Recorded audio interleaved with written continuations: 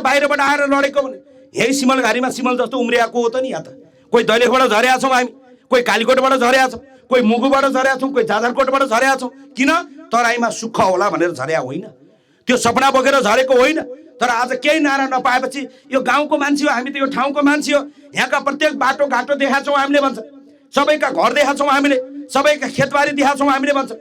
सबैको गाउँमा जाने बाटो उहाँहरूले देख्नुभयो, तर बाटोमा भङ परे उहाँहरूले देख्नु भएन त अहिलेसम्म। त्यो बाटोमा खाल्डो परे उहाँहरूले देख्नु भएन।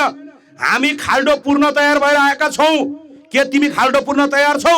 होइन भने जनता तयार हुनुपर्छ कि हाम्रो खाल्डो पुर्नुपर्छ कि तिनको खाल्डो पुर्नुपर्छ? जनताले भन्नुहोस्, जनता कसको खाल्डो पुर्ने हो? कि यो सडकको खाल्डो पुरिनुपर्छ कि हाम्रो खाल्डो पुरिनुपर्छ कि तिनको खाल्डो पुरिनुपर्छ?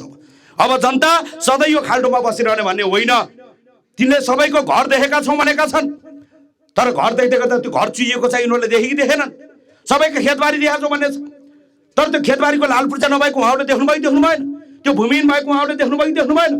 त्यहाँ बिउ नपाएको, मल नपाएको, त्यहाँका उत्पादनले बजार नपाएको कुरा अहिले उहाँले भन्नुभयो। उत्पादन हुन्छ, बजार या छैन, बजार भाउ छैन यसको, त्यो कुरा चाहिँ उहाँहरूले देख्नु भएन। त्यो देख्नुपर्छ पनि, त्यो कुरा देख्नुपर्छ। हामी पनि यहीँका बासिन्दा हौँ, यही बैजनाथको 2 नम्बरको 1 नम्बरको बासिन्दा हौँ। हामी पनि यही हुर्केको मान्छे हो। हाम्रा बाबुबाजेहरू दैलेख छातीकोटबाट आएर यही ठाउँमा सुख होला, छोराछोरी पढाउला भनेर आएका थिए। तर त्यो सुकुम्बासीमा बसेका हाम्रो जनताले, हाम्रो परिवारले हामीले लाल पूर्जा कहिले पाउने? यो चुनाव भनेको धनी र गरिब बीचको चुनाव होइन। होला कसैले अर्को आउला, कसैले यो भन्ला, कसैले त्यो भन्ला। अब अहिलेको जनताले कुरा बुझ्नुपर्छ। हामी तपाईँको बिचमा यति कुरा राख्न चाहन्छौँ। फेरि पनि अहिले पर्सि चुनाव हुँदैछ। फेरि पर्सिको चुनावमा पनि देशैभरिबाट घन्टीले जितेर जाने, तर बाँकेको 3 नम्बर क्षेत्रबाट मात्र हार्यो भने के हुन्छ? आफै त पिरको भारीमा त्यही माथि बनारसी सारीमा भने जस्तो हुन्छ। पनि पिरेले थिचेर बसिया मान्छेलाई सारी पनि भारी लाग्दो रहेछ। यो तिज गीत छ नि, आफै त पिरको भारीमा त्यही माथि बनारसी सारी बनिलाई भने चाहिँ आफै त पिर परेर बसेर बसिया थियो। त्यही माथि सांसद आउँछ भोलिपल्ट, सबै देशैभरिबाट स्वतन्त्र पार्टीले जितेर गयो। यहाँबाट काङ्ग्रेस, एमाले, माओवादी कोही एकजना टुक्लुक्क जितेर गयो भने त्यो संसदको कुनामा जान्छ, ताली पिट्ने, विरोध गर्ने आउने। भोलिपल्ट फेरि तपाईँकै घरमा आएर फेरि उसले के भन्न थाल्छ भने देशैभरिबाट स्वतन्त्रले जित्यो, अब म त प्रतिपक्षमा छु हजुर, मलाई एक्लै भयो म त्यहाँ, अब हाम्रो कुरा सुनाइ हुन्न भनेर तपाईँ आफै पिरले थिचेर बसिया मान्छे फेरि पिरै परेका मान्छे नपठाउनु होला। यो बेलामा त्यो गल्ती नगर्नु होला तपाईँले। फेरि हाम्रो आमालाई त्यो लाग्थ्यो कि त्यो उसमा त अब यो सासु र बुहारीको कुरा त अब लगभग सबै घरमा मिल्दैन यो कुरा त। हाम्रो आमा यो जिन्दगीभरि यो सासूको किचनले हैरान भएर बसेको हाम्रो 6वटा दिदीबहिनी, अनि 6वटा दिदीबहिनी माइत आएर चुलाभरि घेरेर फेरि आमालाई राई सुनाइरहने, जेठानीले यसो भन्छन्, सासूले यसो भन्छन् भने सुनाइरहने। हाम्रो आमा त आफै यस्तो अभागी, फेरि ती छोरीहरूका पनि सारा मैमाथि खपियो भने जस्तो तपाईँले त्यही हुनेवाला छ।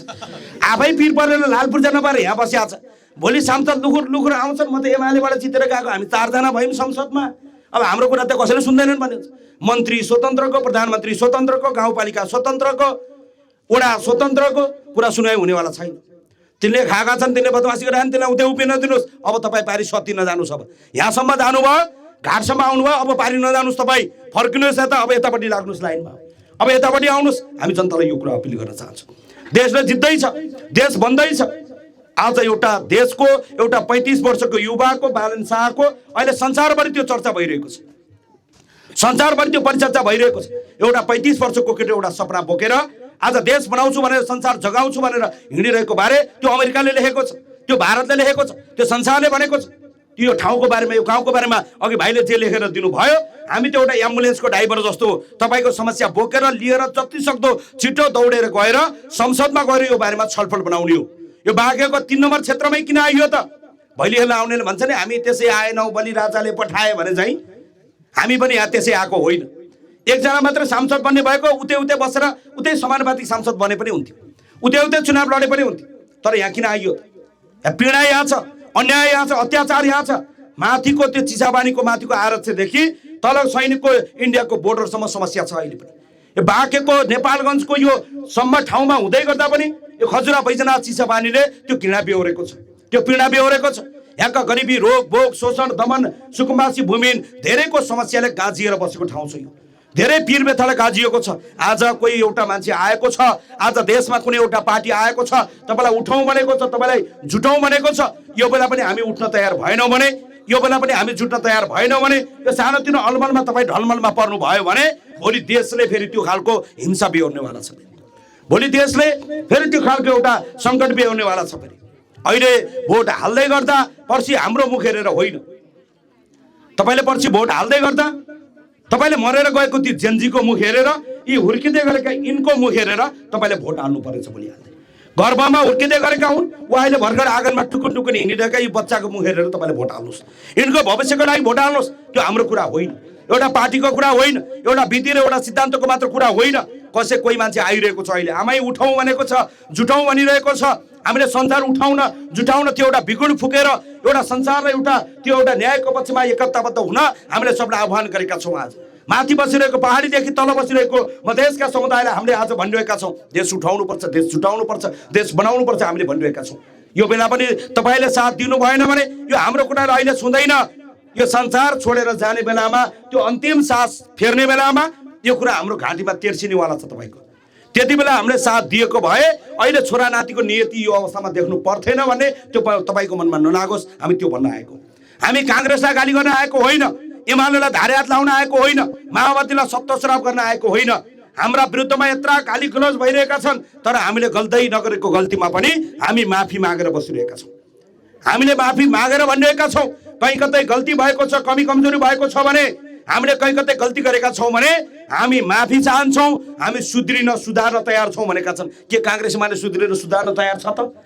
काङ्ग्रेसमाले माफी माग्न तयार छ त? भन्दा छैन। उनीहरू हामीले जे गऱ्यौँ भन्दै उनीहरू झन् कसिँदै गर्दै हिँडिहाल्नु बजारमा छन्, झन् सन्किँदै हिँडिहाल्छ छन् बजारमा। सुध्रिनुपर्छ, समाज बनाउनुपर्छ, यो कुरा सबैले बुझ्न जरुरी छ। यति कुरा तपाईँहरू बिचमा राख्न चाहन्छौँ। अहिले अब एउटा भर्खर एउटा अभियान चलेको छ, यो त टेलर मात्रै हो। फेरि अब बल्ल बिस्तारै यो कहानीहरू सुरु हुँदैछ। अब फिल्म त लाग्दैछ, फिल्म लाग्न 28 दिन मात्र बाँकी छ। फेरि फागुन 21 आउँदै गर्दा देशमा एउटा नयाँ उमङ्ग छाउँदैछ।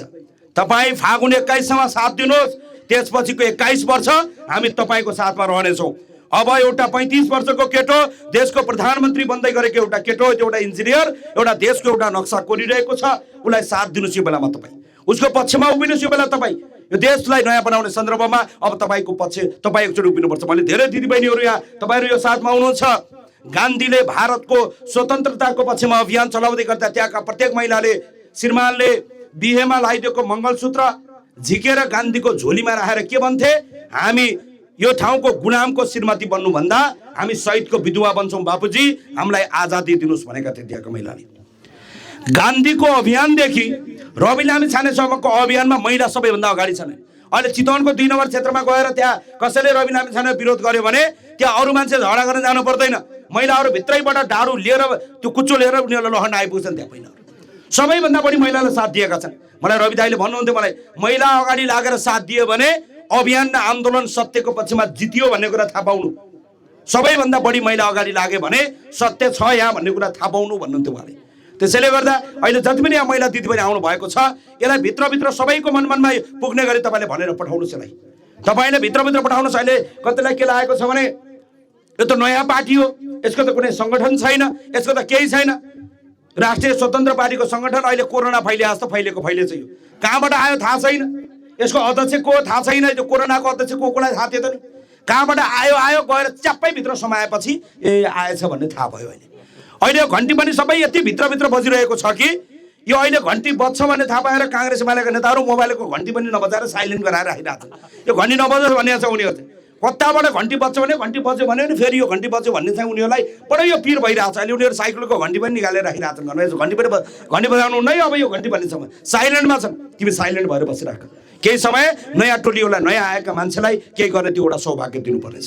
अहिले सबैलाई त्यो एउटा त्रसित एउटा त्यो अवस्था बनेको छ।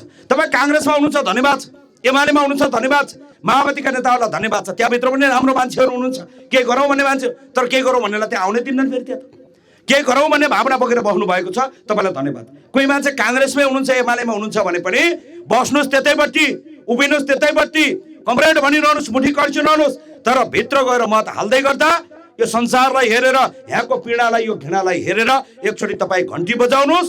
हामी यो देशमा एउटा नयाँ उत्साहको एउटा सुरुवात गर्नेछौँ। यति कुरा तपाईँहरूको बिचमा राख्न चाहन्छौँ। यो कार्यक्रम आयोजना गर्नमा यो समन्वय गर्ने हाम्रो चाहिँ युवा नेता हुनुहुन्छ, यो 5 नम्बर वडाको वडा सभापति हुनुहुन्छ हाम्रो नवीन बस्नेतजी लगायतको यो टिमलाई, पालिकाका सभापतिहरू, यो क्षेत्रीय सभापतिहरू, जिल्ला कमिटीका प्रचारका संयोजकहरू लगायत अहोरात्र खट्ने धेरै युवा साथीहरूलाई मेरो हृदयदेखि नै धन्यवाद छ। तपाईँहरू एउटा सपना बोकेर अहिले यसो सबैको आँखा हेरिरहेका छौँ हामीले, सबैको आँखामा प्रश्न छ, एउटा शङ्का पनि छ। जति जोगी आए कानै चिरिएको भने जस्तो यो त झन् जोगीकै माला लाएर आएको रहेछ, कान चिर्न मात्रै बाँकी रहेछ भन्ने पनि मान्छेलाई शङ्का लाग्छ। भोलि आइसकेपछि फेरि अहिले आउने नमस्कार गर्ने खुट्टा, अहिले यसो टिकटकहरूमा हेऱ्यो भने हुन्छ नि सब खुट्टा समात्दै हिँडेको छ नि, अहिले चाहिँ सब खुट्टा समात्दै हिँड्ने, पछि फेरि खुट्टा भाँचिने गरी हानेर हट्ने, अनि नेताहरू फेरि तिनै फेरि अहिले खुट्टा समात्दै हिँडेका छन् अहिले गाउँतिर। अहिले सबैलाई त्यो एउटा परेको छ है।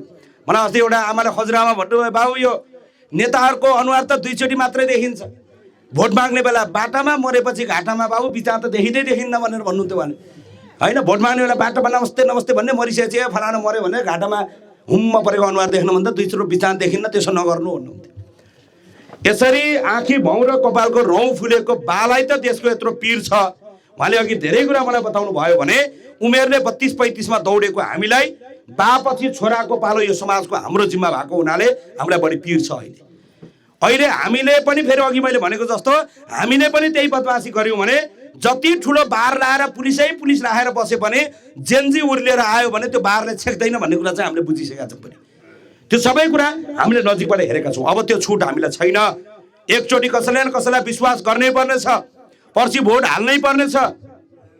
तपाईँले भोट हाले पनि नहाले पनि पर्सि फागुनको 21 गते चुनाव हुन्छ देशमा। दसैँ माने पनि नमाने दसैँ त आउँछ घर, तीज माने पनि नमाने पनि आउने कुरा त आइहाल्छ त्यहाँ त। तपाईँले भोट पर्सि हाल्नै पर्नेछ, कोहीलाई न कोहीलाई हाल्नै पर्नेछ।